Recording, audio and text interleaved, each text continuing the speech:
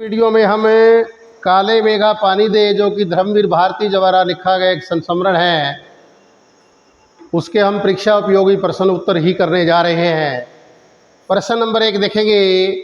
लोगों ने लड़कों की टोली को मेंढक मंडली का नाम किस आधार पर दिया?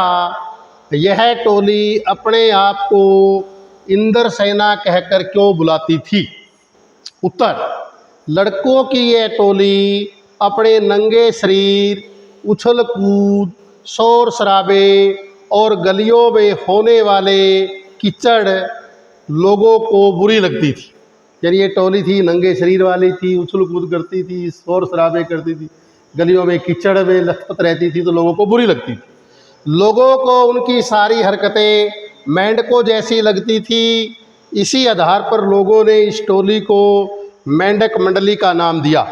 यह टोली अपने आप को इंद्र सेना कहकर इसलिए बुलाती थी क्योंकि यह अपने आप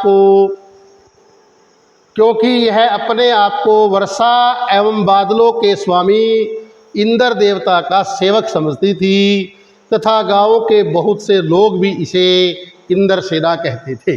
अब प्रश्न नंबर 2 देखेंगे। 2, जीजी ने इंद्र सेना पर पानी फेंके जाने को किस तरह सही ठहराया? या काले मेघा से पानी मांगने के लोक विश्वास की चर्चा करें। पानी की बेहद कमी के बावजूद जीजी इंद्र सेना पर पानी फेंकने को सही ठहराती है।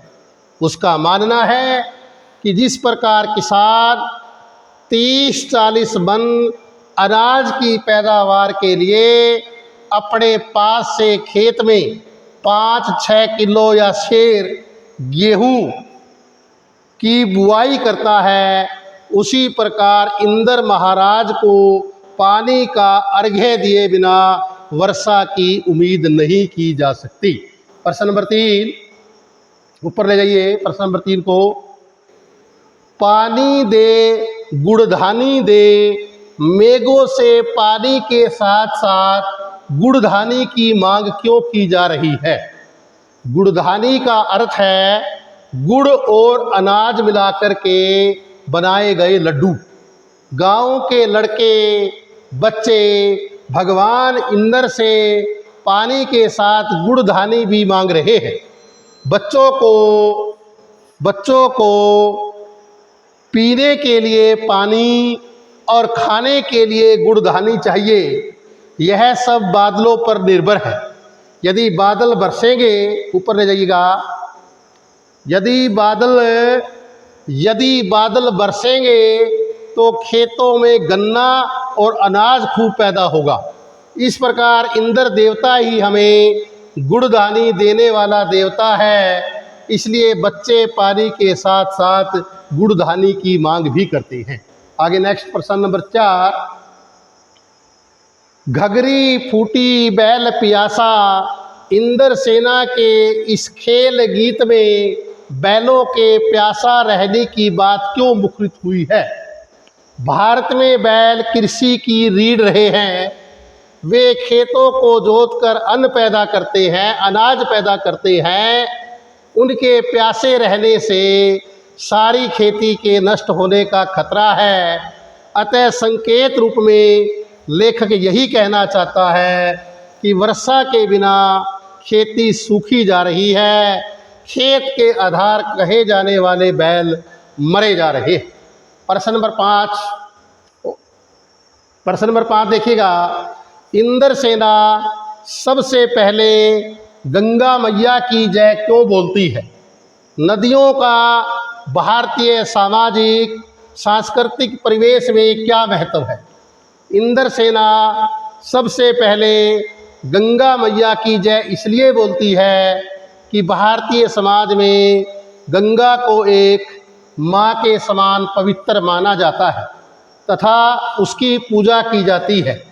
इसके जल को पवित्र मानकर लोग अपने घरों में जल लाकर रखते हैं। नदियों का भारतीय सामाजिक और सांस्कृतिक परिवेश में बड़ा महत्व है। पुराने समय से भारत के बड़े बड़े नगर इन्हीं नदियों के किनारे बसे हुए थे। हमारे अनेक पवित्र स्थान जैसे हरिद्वार, ऋषिकेश, काशी आदि जो है वो गंगा नदी के किनारे बसे हुए हैं। जब भी हम अपनी संस्कृति का गान करते हैं तब गंगा, यमुना, कावेरी, कृष्णा, ब्रह्मपुत्र आदि नदियों के नाम हम अवश्य लेते हैं। अब प्रश्न नंबर 6 देखेंगे। काले मेघा पानी दे, संस्मरण का मूल भाव स्पष्ट करें, या पाठ का प्रतिपाद्य स्पष्ट करें, या संदेश लिखें। यही स्मरण के माध्यम से लेखक क्या कहना चाहता है। इसमें लेखक ने लोक आस्था और विज्ञान के द्वंद्व को दिखाया है। लेखक विज्ञान को महत्व देता है, जबकि जीजी विश्वास और आस्था को महत्व देती है। इसके साथ साथ इसमें लेखक ने देश की वर्तमान राजनीति व समाज में फैले भ्रष्टाचार के मुद्दे को भी उठाया है। इसमें यह भी संदेश दिया गया है कि जीवन में कुछ पाने के लिए त्याग भी करना पड़ता है। लोक आस्था और विज्ञान, बुद्धि और भावना को प्रस्तुत करना ही इस पाठ का मूल उद्देश्य है। आगे नेक्स्ट प्रश्न नंबर 7 देखेंगे हम। जीजी की काले मेघा से पानी मांगने की प्रतिक्रिया का वर्णन कीजिए। यानी जीजी कैसे मांग रही है। जीजी के अनुसार आधा आषाढ़ बीत जाने पर गांव के लड़कों की एक टोली काले मेघा पानी दे गीत गाते हुए गांव की गलियों से गुजरती थी। गांव के लोग बड़ी मुश्किल से जोड़कर रखा हुआ पानी उस टोली पर फेंकते थे और वह टोली इंद्र सेना के नाम से प्रसिद्ध थी। उस पानी के कीचड़ में लोट लोट करके नहाती थी।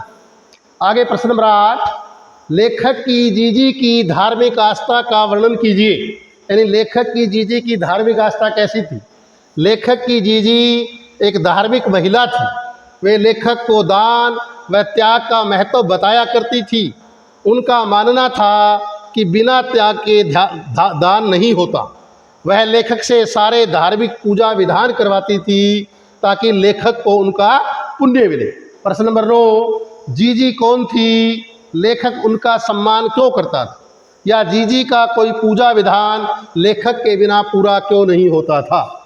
जीजी लेखक की उम्र में उसकी माँ से भी बहुत बड़ी थी। लेखक से सीधा रिश्ता न होने पर भी वह लेखक से बहुत प्रेम करती थी। अपने लड़के, बहुओं आदि सबको छोड़कर जीजी के प्राण लेखक में ही बसते थे। आगे देखिएगा। इस कारण उसका कोई पूजा विधान लेखक के बिना पूरा नहीं होता था, इसलिए लेखक उनका बहुत सम्मान करता था। प्रश्न नंबर 10। काले मेघा पानी दे संस्मरण में भ्रष्टाचार पर किस प्रकार से व्यंग्य किया है। लेखक ने इस पाठ में स्पष्ट किया है कि आज हर क्षेत्र के लोग अपने लिए बड़ी बड़ी मांगे सरकार से करते हैं, परंतु वे खुद कोई त्याग नहीं करना चाहते। हर आदमी अपना स्वार्थ एकमात्र लक्ष्य रह गया है। यानी कि हर आदमी का अपना स्वार्थ ही एकमात्र लक्ष्य रह गया है। आज समाज में विकास तो है, परंतु गरीब गरीब होता जा रहा है और अमीर अमीर होता जा रहा है। यह सब भ्रष्टाचार के कारण ही है। आगे देखिएगा नेक्स्ट पेज। प्रश्न नंबर 11।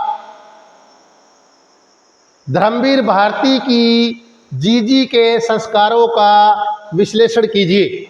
लेखक की जीजी एक धार्मिक महिला थी, इसलिए उसका सामाजिक परंपराओं में पूर्ण विश्वास था। लेखक से वह बहुत प्यार करती थी। वह पूजा विधानों का फल भी लेखक को देना चाहती थी।